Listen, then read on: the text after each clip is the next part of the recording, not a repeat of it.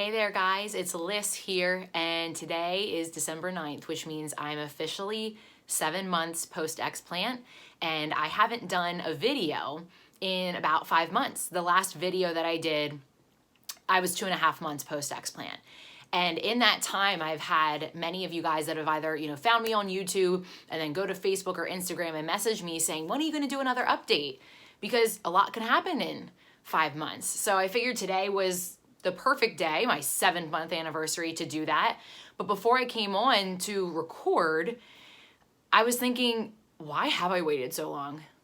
And I think the biggest thing for me is that it's not like there was this huge drastic change in physical symptoms from 2.5 months post-surgery to 7 months post-surgery.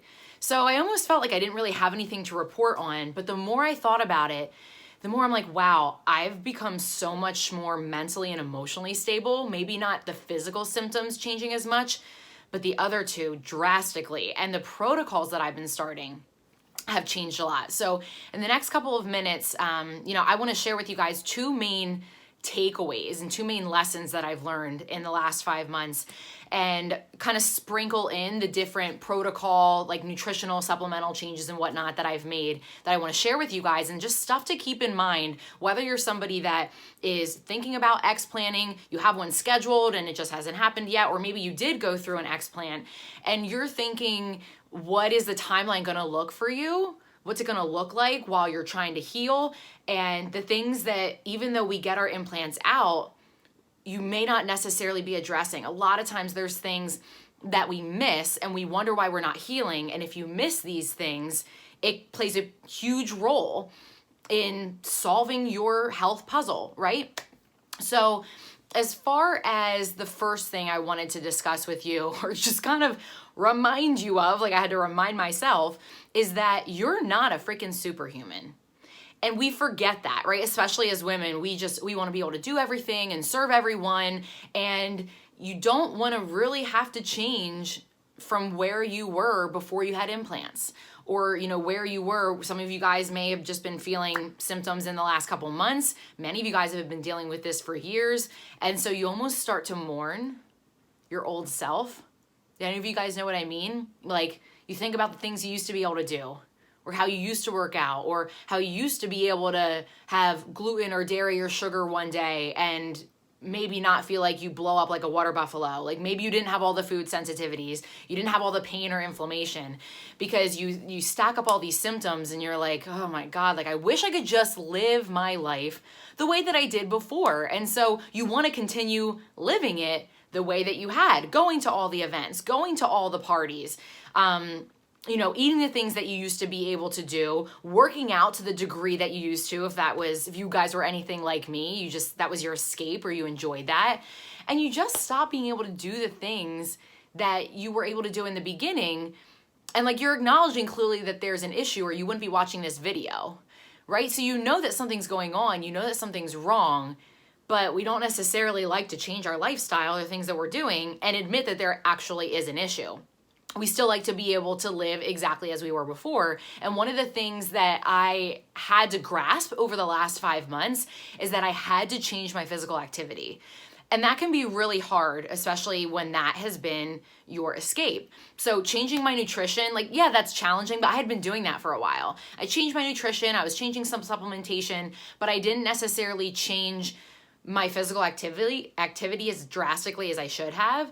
So probably 5 years ago or so, I was working out 6 or 7 days a week for an easy 2 hours at a time and be good. But over the last couple of years, I pulled it back to 3 or 4 times a week for 45 minutes at a time, to maybe about 90 minutes at a time. It depends. Like if I was feeling okay, I pushed it. Like I wanted to leave the gym not necessarily feeling like I had energy. I wanted to leave the gym or my home workout feeling like, I almost liked feeling like exhausted, like I didn't have anything left. I left it all on the floor. And that's how I was used to working out and evaluating how hard I pushed myself. And I had to stop doing it. I had to change my thought process around it, because I was draining my body of any energy that it had left. And many of you guys need to realize that you can't keep doing all of the things and expect to heal. Your body's compromised right now. You're not supposed to be able to do all the things. So you need to give yourself a break, have grace with yourself, and meet yourself where you're at right now. You are not where you were in your health 5 years ago, 10 years ago, even a couple of months ago. So you have to meet yourself where you're at and acknowledge that you can get back to that point of where you were, but you have to heal first. So put your pride, put your ego aside, and you need to rest. It may be pulling back on the types of workouts that you do. Like I used to do resistance training more often and cardio a little bit, and I'd push myself hard doing HIIT trainings, and now I've had to pull it back and do, power walking, or even just some light leisurely walking and stretching and sauna versus doing all my days of resistance training. And if I don't feel as though I have the energy to go to the gym, then I'll just do sauna. Like you have to self-audit and realize that you need to change your physical activity. On top of the fact that you need to change the nutrition and supplements, but I had already been doing that. I think the physical activity was the hardest part for me. So that's the biggest change that I've made in the last 5 months. One of the biggest changes. So that's my first message to you guys. Second, I want you to remember that breast implant illness is a label for what you have going on. I'm not saying it's not accurate. Clearly, I believe that breast implant illness is a thing, but it's the name and the label that we've put over this umbrella of symptoms that many of us experience once we've had implants put in. So, this clearly could be fatigue, you have brain fog, you have GI issues, like gut issues, you have just like general inflammation, pain, swollen lymph nodes and glands.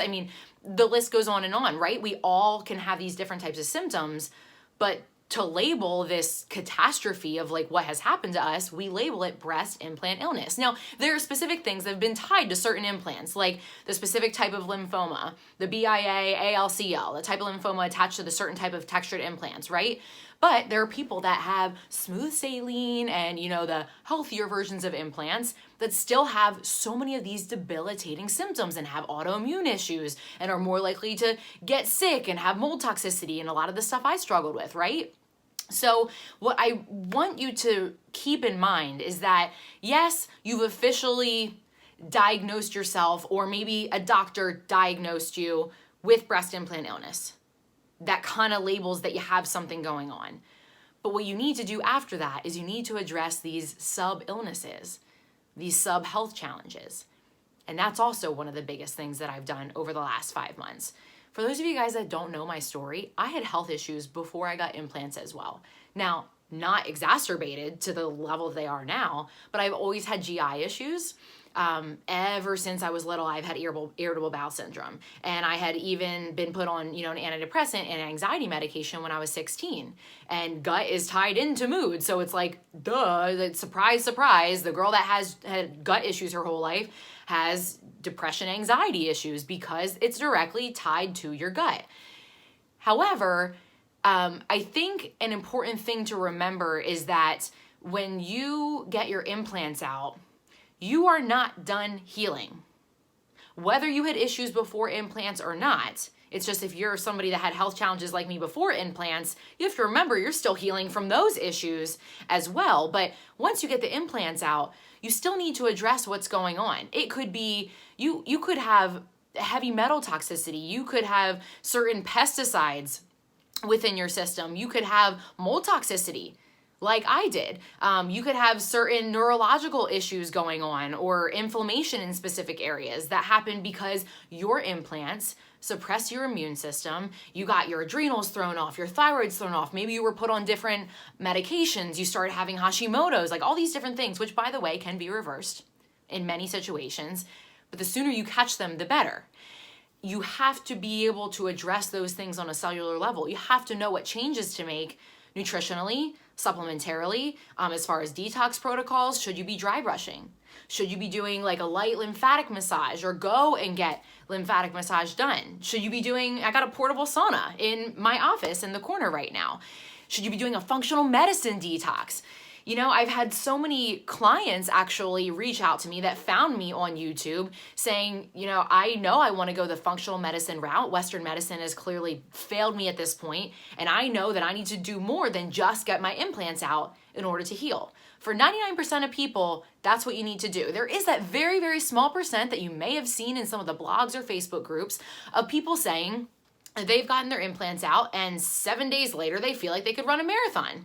That's fantastic. That was not me. That is not majority of people. And so there are deeper issues going on below just the breast implant illness label that you need to make sure you're addressing. You need to figure out what the underlying root cause is. And yes, implants absolutely can add to your toxic load and exacerbate your symptoms, but for majority of people, it's not just a matter of taking the implants out. You have to know how to detoxify from all of the oxidative stress and all of the toxic load and autoimmune issues that have come about since you got those implants put in.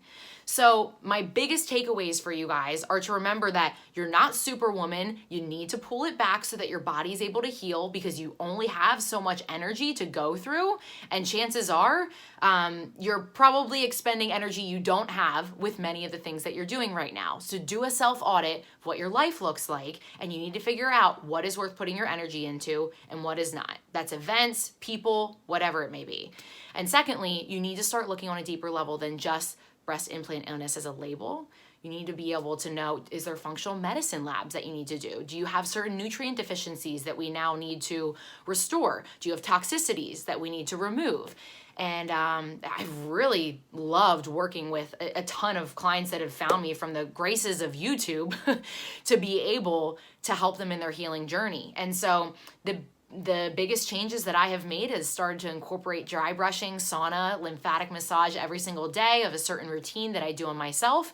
A bunch of different functional medicine tests that I've done to figure out my deeper toxicities that I wasn't aware of.